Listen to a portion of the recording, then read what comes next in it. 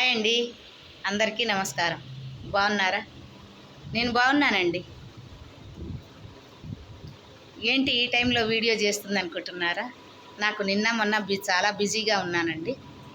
ఈరోజే కొంచెం టైం ఫ్రీగా దొరికింది కాబట్టి వీడియో చేస్తున్నాను. ఈ రోజుల్లో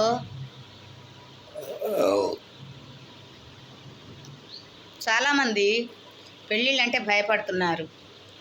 ఆడవాళ్ళు చంపుతున్నారు, మగవాళ్ళు ఆడవాళ్ళని చిత్రహింసలు పెడుతున్నారు.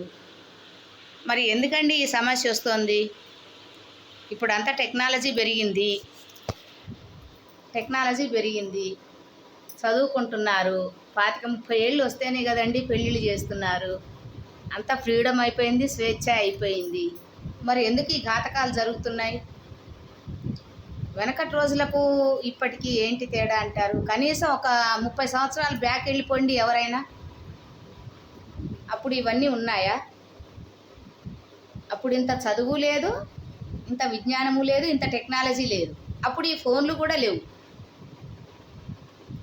అప్పుడు భయం ఉందండి. దేవుడంటే భయం, పెద్దవాళ్ళంటే భయం, మన సాంప్రదాయాలంటే గౌరవం. వాటికి భయపడి ఉన్నామండి.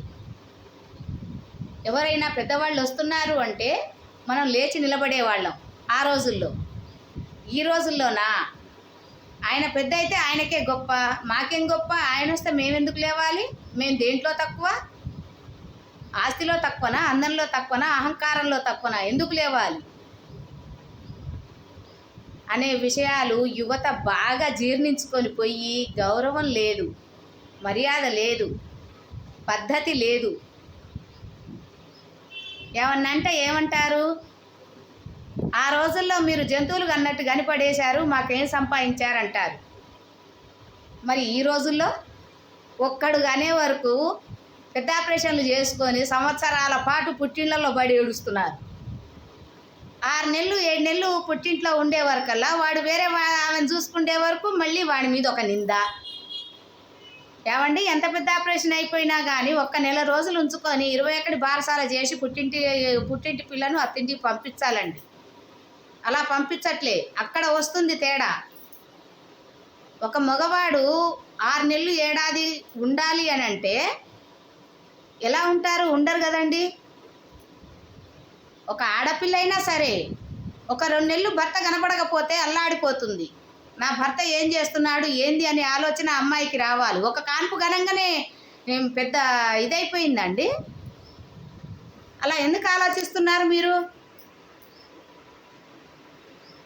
డెలివరీ అయిన పిల్లను 21 పెద్ద ఆపరేషన్ అయినా సరే నెల రోజులలో అత్తగారింటికి పంపించాల్సిందే.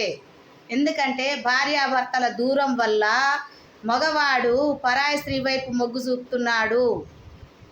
అప్పుడు వాడి మీద నిందలేసి కేసులు పెట్టి కోట్లకు గుంజటం కాదమ్మా గొప్పతనం. తల్లులారా ఆలోచించుకోండి.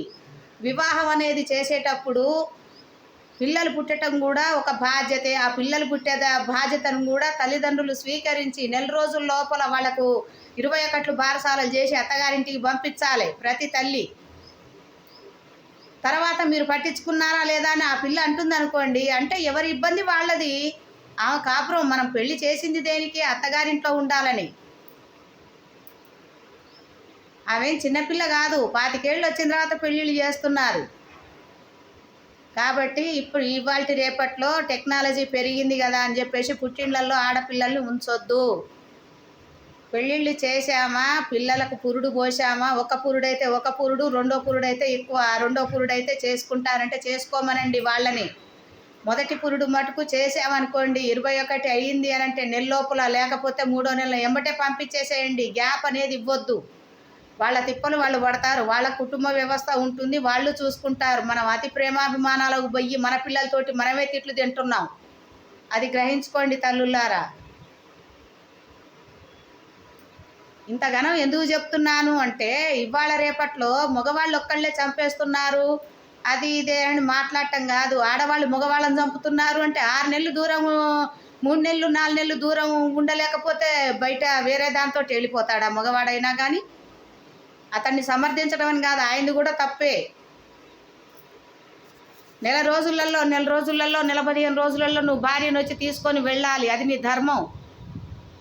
నువ్వు 6 నెలలు ఎట్లాగూ తల్లిగారింటికి వెళ్ళిపోయింది కదా అని నువ్వు పిచ్చి పిచ్చి వ్యవహారాలు చేస్తే గంతే ఉంటుంది. ఎవరికైనా కోపం వస్తుంది. కేసులు అంటారు, గొడవలు అంటారు, ఇవన్నీ చేస్తుంటారు. ఎందుకు చేయరండి? మగవాడు ఒక్కడే మగవాడు కదా అని అహంకారంతో అట్లా విచ్చలవిడితనంతో తిరిగితే ఏ ఆడది ఊరుకోదండి. ఆడది ఇదిగా చూస్తే ఆది పరాశక్తి అవుతుంది.